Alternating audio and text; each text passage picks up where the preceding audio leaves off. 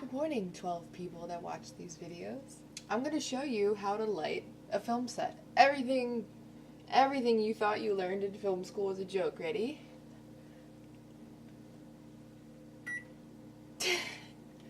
Microwave lighting! The clock is messed up. It says 10:40. I think it's 12:40. Still feel like I'm on East Coast time, so it's whatever 40. I don't really know. Something really special to me in my work, candidness. I call it candidness. I think the proper word is candor or candidity. Sounds like an American Girl doll name. Felicity and candidity. Do you ever read that writers, they're like, first thing I do when I wake up, I have my dream journal next to my bed and I just write.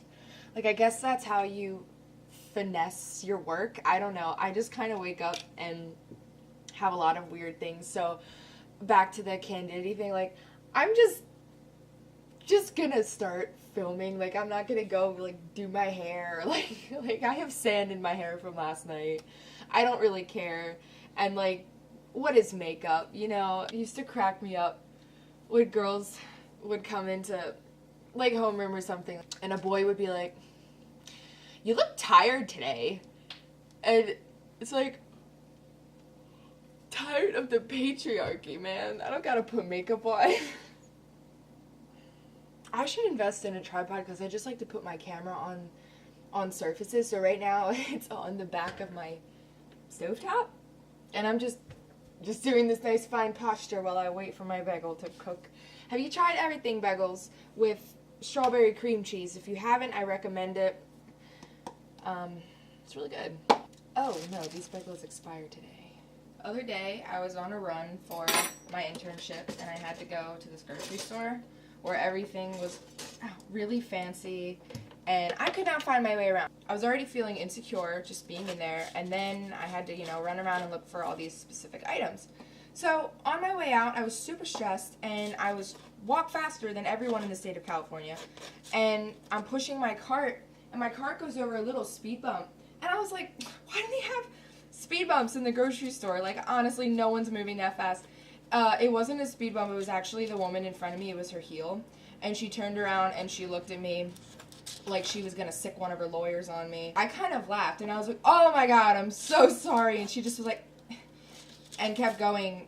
I don't know. I just thought it was really funny because it's like, it's one of those things. They're like, why would they put a speed bump here? No, it's just the lady. It's her heel. You just cut her Achilles tendon. She's going to bleed out in this grocery store. Things I get myself into on a daily basis. So yesterday was my 21st birthday, and I woke up today, so I think that's an accomplishment among American teens. My friend Angelo took me out to breakfast, and I was really excited to like ask to be carded and to give them my card. Very timidly, I'm like, yeah, I'm gonna get this pancake, the banana won't just, and can I have a mimosa? And she was like, sure, hon, I'll bring it right out for you. And I was like, like, my card was like in my hand, like I was ready, and she didn't even question it. Our other friend who's in this group out here with us, his birthday was yesterday too, but he's 22. So a whole crap ton of us just went to the beach yesterday evening and just like ran around on the sand as the sun set, and it was just so cool. I feel like everyone does some wild, different adventure for their 21st, and I always thought, like, oh, like, what's mine gonna be? And it was just really cool. I think it was nice because it was so loosely planned, and sometimes I think that's how the best things happen. Like, if because you can easily set up expectations for, like, a night, and especially, growing up watching, like, the movies we watch. Like, what movie geared towards people ages like 16 to 20 has not ended in like the climactic prom night where everything goes wrong and right at the same time.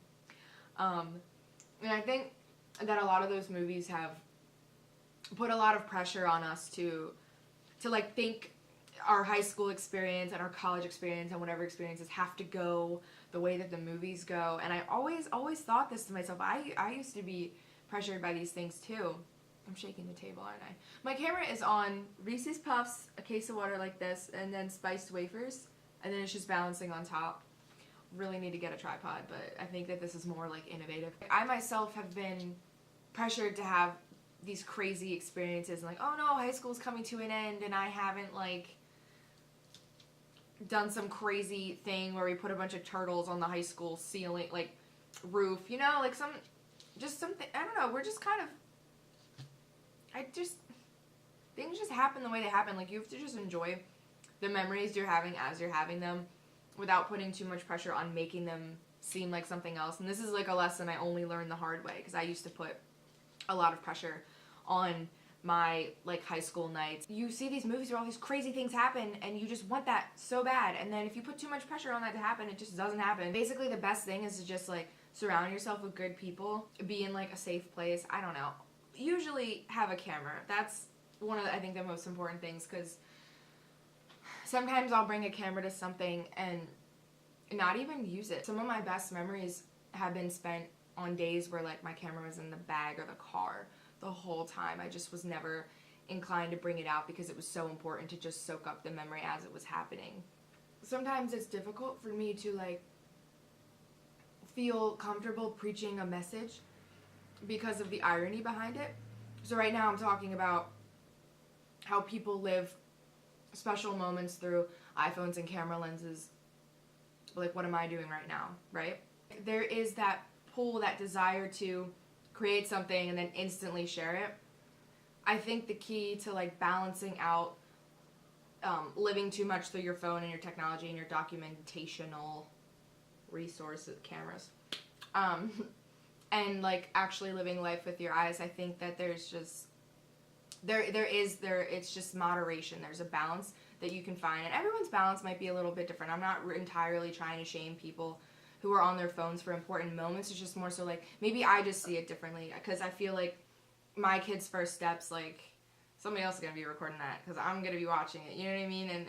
And like, graduation is one thing. You can't even see down the field anyway, but just like these little moments, I just feel like, when, you know, as we advance in the future, it'll be really cool. Like, I've always wanted to open a coffee shop thing where phones were like, not frowned upon, but it was really, I wanted to, because I get frustrated when I go places, and nothing kills me more than when a cafe is small and there's like 12 tables and 11 of those tables are single people on one computer, and, you know, there's groups of friends walking in with their cups kind of awkwardly like going around, going like, where are we even gonna sit? We just paid to come here and enjoy ourselves, and these people are treating this Saxby's like a library for 8 hours. So to me, like, if I had this idea where, you know, a coffee place or some type of social environment where, like I said, it's not frowned upon, but it's just more so like, hey, this is a space where people are going to look up and have conversations with other people, or actually that coffee shop feel. And families, oh my God, when I go out to eat and families, there's just like a mom, a dad, 3 kids, and like a grandma. And everyone, usually except the grandma, is just on their phone, or like they're playing games, and I don't know if they're on a road trip and that's their first stop where they have Wi-Fi and they all just want to not talk to each other after being in a car for 10 hours. But I don't know, to me, just going out and doing these social things, it's so important to just be in the company that you're in and be with those people. And I'm just rambling right now about it just because one thought just really leads to the next. But anyway, I don't know where I was going with that thought, but everything Bagels with strawberry cream cheese, you have to try it. It sounds disgusting. I'm never one to mix funky flavors. Not that that's funky at all. You'll be hooked, trust me. You know that saying where it's like, I know Texas by the back of my hand, like, or whatever, whatever the saying is. If I don't have my rings on, I cannot even recognize my own hands. Like, they just look like 13-year-old boy hands. I don't know. Oh, that's where I was going with my birthday. I think I turned 16. I thought about, you know, my future kids, hopefully, like, they're cool. And what it would be, like, something that I could do now as I'm going through my young years, and something to give to them. And what I started doing was every year on the night of my birthday, I get like some paper and I write what I did the whole day, like who I was with, family, friends, whatever. Like current trends and fashions that are totally going to be funny later.